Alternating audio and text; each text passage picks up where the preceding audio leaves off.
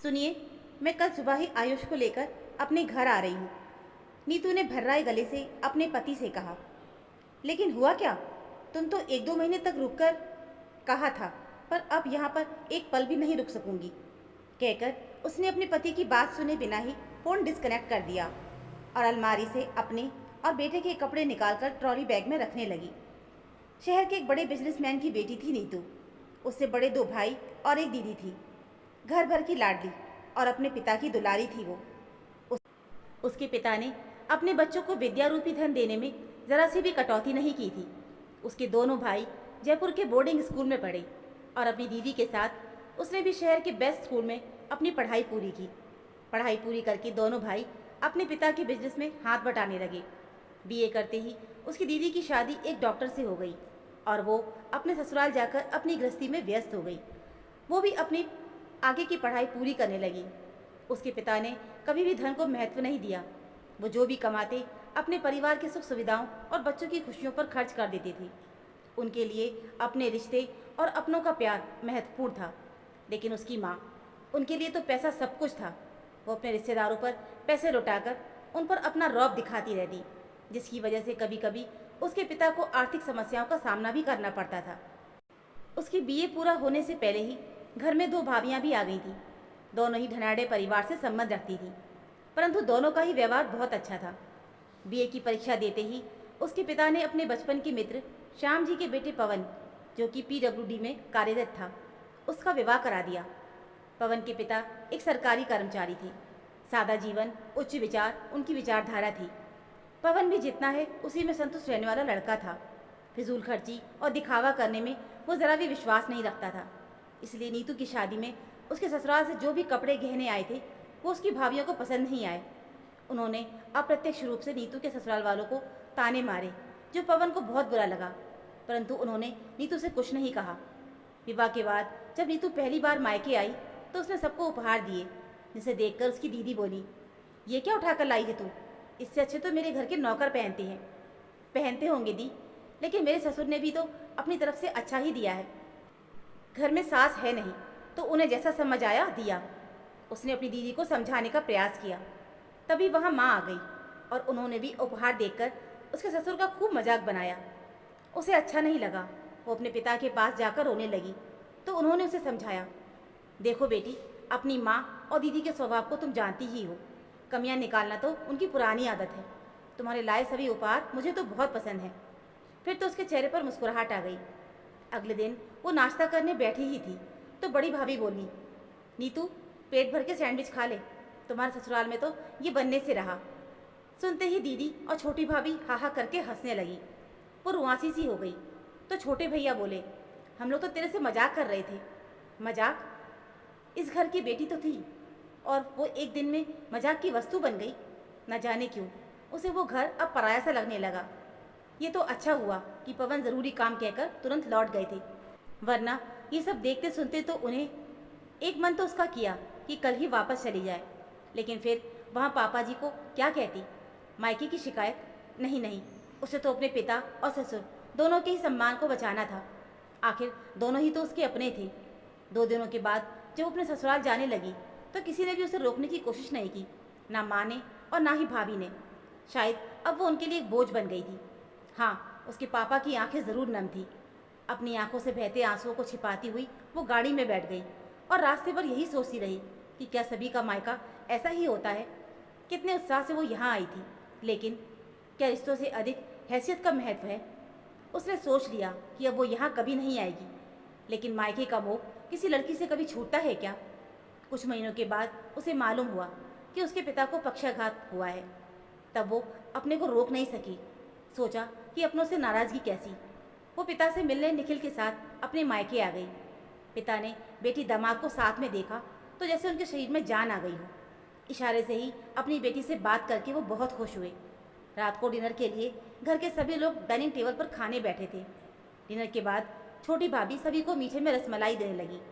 पवन के हाथ में भी रसमलाई का बाउल दिया गया। उसने रसमलाई का पहला टुकड़ा मुंह में डाला ही था कि बड़ी भाभी ने उसे टोक दिया, जी भर के खा लीजिए निखिल जी, आपकी सैलरी में तो ये खाना संभव ही नहीं होगा। बेचारी हमारी नीतू, उसे तो रसमलाई बहुत पसंद है। ले, व्यंग से वो मुस्कुराई। बड़ी भाभी, ये क्या कह रही हैं आप? गुस्से से नीतू चीख पड़ी। तब तक तो पवन बाउल टेबल पर रख चुका था। मुंह का निवाला भी वॉश बेसिन में निकालकर वो कमरे से जाकर अपना बैग लिया और नीतू से बोला, मैं जा रहा हूँ, तुम्हारा जब जी आए चली आना। इतनी रात को? सुबह चले जाइएगा। लेकिन पवन नीतू की बात सुने बिना ही बाहर निकल गया। पति का अपमान नीतू से बर्दाश्त नहीं हुआ। वो माँ से बोली, पवन भी तो इसी घर के दामाद है ना माँ। भाभी जीजा जी का बड़ा आदर करती हैं, फिर पवन का क्यों नहीं? मुझे भी वो लोग जब तब किसी न किसी बात पर ताने देती हैं। ऐसा क्यों माँ? तेरी गलतफहमी है। सलज नंदोई के बीच तो हंसी मजाक चलता ही रहता है। और फिर देख, तेरी भाभियाँ और तेरे जीजा जी पवन से उम्र में और हैसियत में बड़े हैं। कुछ कह भी दिया तो पवन को गुस्सा नहीं करना चाहिए। माँ ने भी पवन को ही गलत ठहराया। ये उसके लिए असहनीय था। ये कैसे रिश्ते हैं जो इंसान की हैसियत के अनुसार बदल जाते हैं? मेरी ही माँ है, मेरी ही बहन है, इन्हीं के साथ मेरा बचपन बीता है और आज इन्हें मेरे से तनिक भी लगाव नहीं। खून के रिश्तों का रंग सफ़ेद होते देख उसे अपनी आंखों पर विश्वास नहीं हो रहा था। उसने सोचा था कि डिनर के बाद सभी को अपनी प्रेगनेंसी की खुशखबरी सुनाएगी तो उसे सभी से बधाई देंगे। लेकिन अब तो अगली सुबह वो पिता से मिलकर अपने घर चली आई। मायके की याद तो उसे बहुत आती, लेकिन अपने दर्द को वो पी जाती।